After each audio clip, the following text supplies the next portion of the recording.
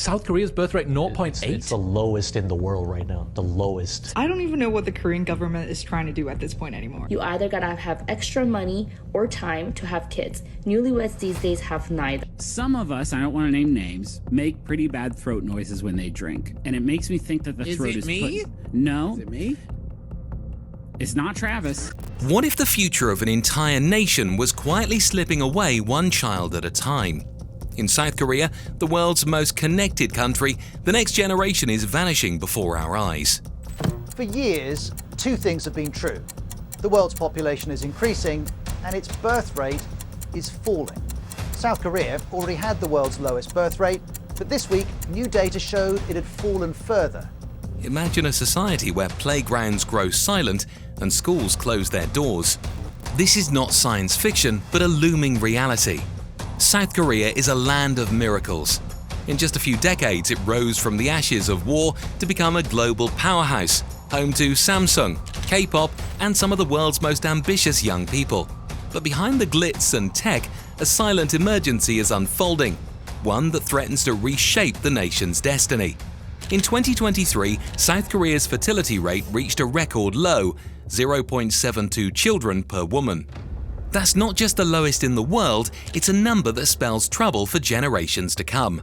To put it in perspective, the replacement rate needed to sustain a population is about 2.1 children per woman, meaning South Korea is producing less than half the children it needs to maintain its current population.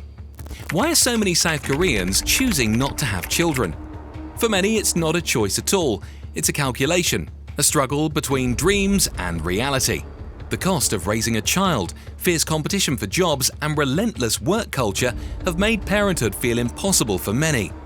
In a society where success is measured by academic and career achievement, some feel forced to choose between their ambitions and starting a family. Picture a young couple in Seoul. Both work long hours, often late into the night. Their apartment is small, the rent is high, and every spare moment is spent preparing for tomorrow. They dream of having children, but the math never adds up. Every year, the price of housing rises and the cost of education soars. The pressure to provide the best for a child is overwhelming. Delayed marriages and fewer births are now the norm. The average age for first marriage in South Korea is now over 33 for men and 31 for women, among the highest in the world. Many couples postpone or forego marriage altogether, citing economic insecurity and social pressures. In 2024, marriages spiked after years of decline as couples who postponed weddings during the pandemic finally walked down the aisle. For the first time in nearly a decade, South Korea saw a small but hopeful rise in births. But experts warn this is a ripple, not a wave. The deep-rooted issues remain. Beneath the surface, another force is at play: gender inequality. South Korea ranks near the bottom among developed countries for gender equality. Women face a double burden, expected to excel at work and shoulder most of the childcare and housework at home. People normally think that women should be the one who take care of kids mainly. And these days, many women work as well. So that means, we have to work inside and outside, basically.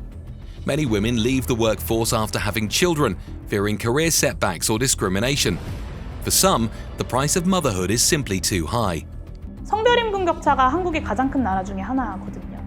아이를 낳고 돌아오면 사실 그 임금 갭이 더 벌어져 있을 수밖에 없는 조건 속에서 많은 여성들이 아이를 낳는 대신 커리어를 유지하는 선택을 할 수밖에 없고요. Imagine a talented young professional, passionate about her career. She's told she can have it all, but when she becomes a mother, the support vanishes. The workplace is less forgiving, promotions become scarce, and the expectations at home multiply. The government has poured over $200 billion into policies, longer parental leave, childcare subsidies, even cash incentives for newborns. They're planning a new ministry dedicated to the crisis, hoping to turn the tide. 한국 사회의 저출생 대책이라고 하는 것이 임신과 출산과 육아에만 포커스를 맞추고 있는데 그것이 아니라 아이를 낳고 키우기 좋은 사회로 간다는 이 사회의 대전환의 패러다임 속에서 저출생 대책을 고민해야. But money alone can't fix a culture. Many women say the real problem is inequality at home, at work, and in society. Until that changes, no amount of cash will make parenthood feel like a fair deal. The consequences are already here. By next year, 1 in 5 South Koreans will be over 65. 여기 지금 평균적으로 제일 얕은 사람이 한 60대, 그다음에 이제 전부 다가 70대에서 80대. Schools are closing, villages are vanishing, the workforce is shrinking, and the economy is slowing down. With fewer young people to support the elderly, the nation's social safety net is under strain. Pension systems, healthcare, and even basic services are at risk. In rural areas, entire communities are fading away. Teachers close the doors to classrooms that once echoed with laughter. Shops shutter and the streets grow quiet. 아주 시골에서는 이미 아이를 낳는 소리를 들어보는 지가 수십 년이 지났다는 곳들이 지방은 현실화되고 있는 상황입니다. What was once a bustling nation now risks becoming a ghost town, echoing with memories of a vibrant past. This isn't just a story about numbers, it's about the soul of a nation, the traditions, the dreams, the communities that make South Korea unique. They're all at risk. If the trend continues, experts warn the population could fall below 40 million by 2070. The nation that once raced ahead could find itself running out of time. But there's hope in innovation. Some cities are experimenting with flexible work hours, affordable housing and support networks for parents. Community groups are stepping in where the government can't, offering childcare, career counselling and emotional support. Young people are challenging old norms, demanding equality, balance and a new vision for family life. Some are choosing to have children on their own terms, redefining what it means to be a family in the 21st century. South Korea isn't alone. Japan, Italy, China, many nations face similar challenges as birth rates fall and populations age. The world is watching South Korea's experiment closely, searching for answers to questions that will define the future of humanity. What happens in Seoul today could be the blueprint for cities across the globe tomorrow. Some warn that if nothing changes, South Korea could reach a point of no return, a demographic spiral that no policy or incentive can reverse.